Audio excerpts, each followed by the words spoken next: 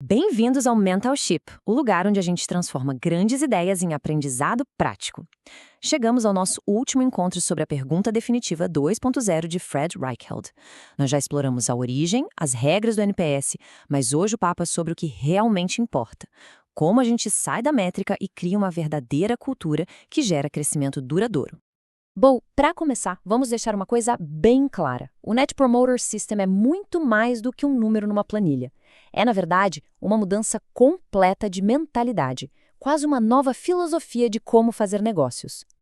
E para reforçar essa ideia, o próprio Fred Reichheld traz essa citação, que ela é fundamental. O que ele está dizendo é que o sucesso de qualquer sistema, qualquer um, depende do comprometimento de quem está no topo.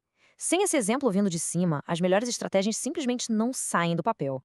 E essa diferença fica muito nítida quando a gente compara as duas abordagens. De um lado, tem o jeito antigo, focado em transação, tratando o cliente como um dado a ser processado. Do outro lado, a cultura de promotores, que enxerga cada cliente como uma vida que pode ser impactada positivamente. O foco aqui muda completamente. Sai da transação e vai para o relacionamento. E isso nos leva a um ponto crucial. O verdadeiro desafio não é técnico, não é sobre fazer a conta do NPS. É um desafio de comportamento.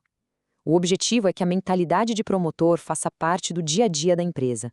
E essa mudança, ela precisa começar lá em cima, com a liderança.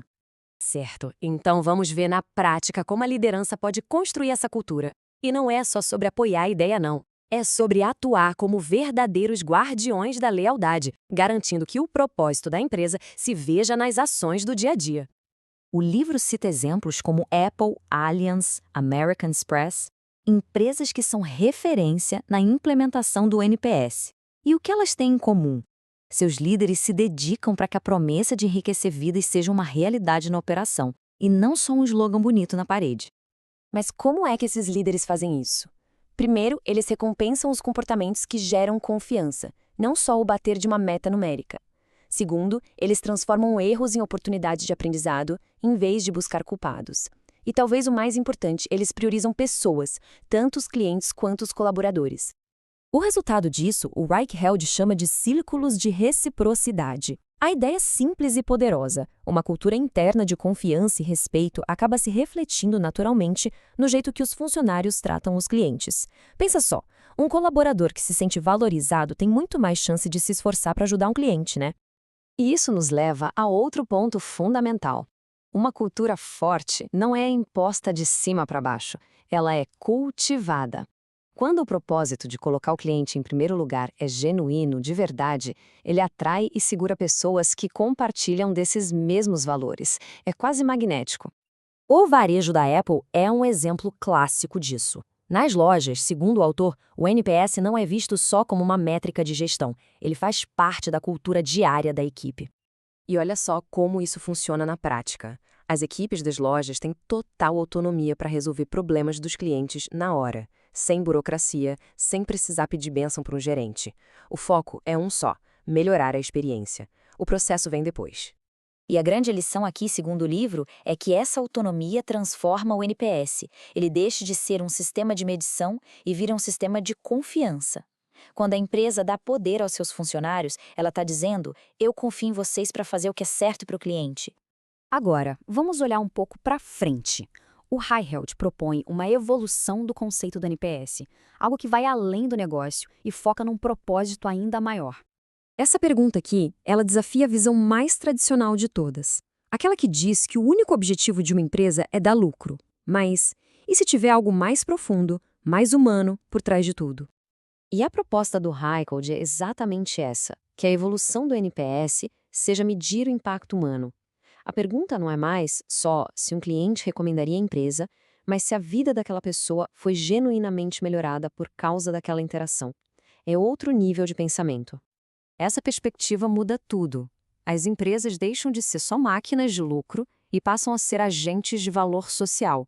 Elas ganham a responsabilidade de melhorar a vida de clientes, de funcionários e das comunidades onde estão.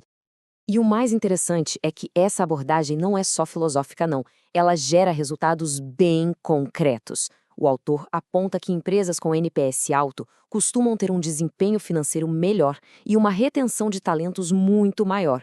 O lucro, nesse caso, vira uma consequência do propósito e não o objetivo final.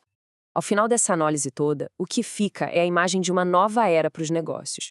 Uma era onde a lealdade, aquela construída em cima de relacionamentos sólidos, é o bem mais valioso de todos. E essa citação do Reichelt resume a ideia perfeitamente. Lealdade de verdade não se compra com desconto. Ela se conquista, se merece, um pouquinho a cada dia, com ações consistentes baseadas em confiança e respeito. Resumindo, então, o Net Promoter System funciona como um termômetro da integridade de uma empresa. Ele mede de forma bem clara a distância entre a promessa e a entrega. E assim, a gente encerra nossa série sobre a pergunta definitiva 2.0. O que fica claro é que o poder do NPS não está na matemática, mas na cultura que ele é capaz de inspirar. Medir a lealdade é a parte fácil. O difícil, e o que realmente vale a pena, é agir de um jeito que mereça essa lealdade. As lições finais, então, são bem diretas.